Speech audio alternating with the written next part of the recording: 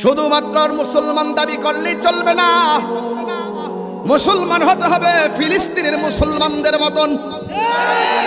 কথা বলেন, ফিলিস্তিনের মুসলমানদের মতো হতে হবে।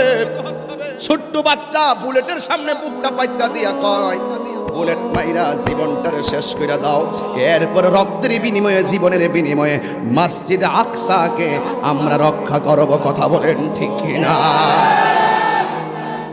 ছোট বাচ্চা বলতেছে, তোরা আমার বুলেট মারবি, রক্ত বের হবে, বিচার দিব আল্লাহর কাছে।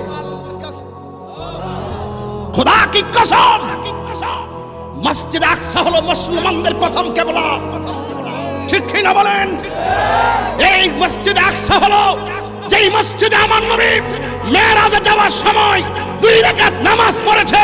আজকে বাংলাদেশের কিছু নামধারী মুসলমান বুবার মতো ঘরে বসে থাকে, তারা বলে আমরা কেন প্রতিবাদ করি?